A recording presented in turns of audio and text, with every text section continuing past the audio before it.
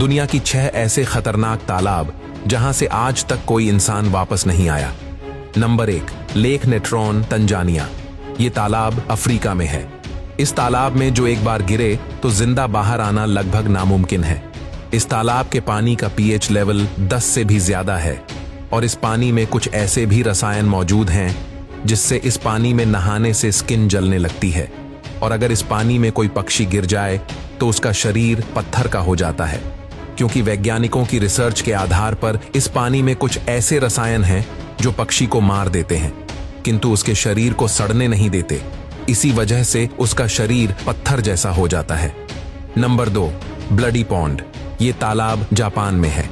इस तालाब का पानी ब्लड जैसा दिखता है, इसी वजह से इसे ब्लडी पॉन्ड कहते हैं। इस तालाब के पानी का तापमान 90 डिग्री होने के कारण इसमें नहाने की परमिशन नहीं है। इस पानी में नमक और लोहे की मात्रा ज्यादा है। मौसम के आधार पर यहाँ पानी का रंग बदलता रहता है। ये तालाब का पानी खौलते हुए तेल जैसा लगता है, इसलिए वहां के लोग इस तालाब को नर्क का द्वार मानते हैं। Number 3, snake island. ये आइलैंड ब्राजील में है। इस आइलैंड पे हर दूसरे कदम पर दुनिया के सबसे जहरीले माने जाने वाले सांप मिलते हैं।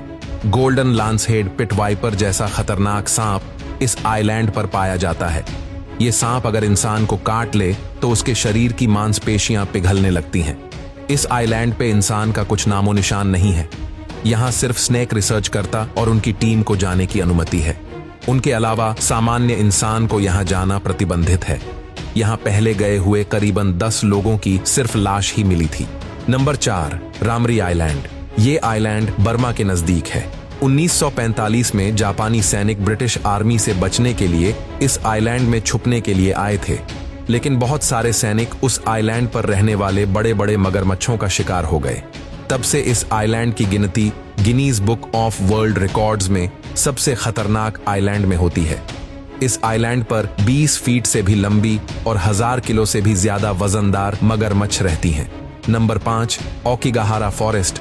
जापान के इस जंगल को दुनिया में सुसाइड फॉरेस्ट के नाम से भी जाना जाता है।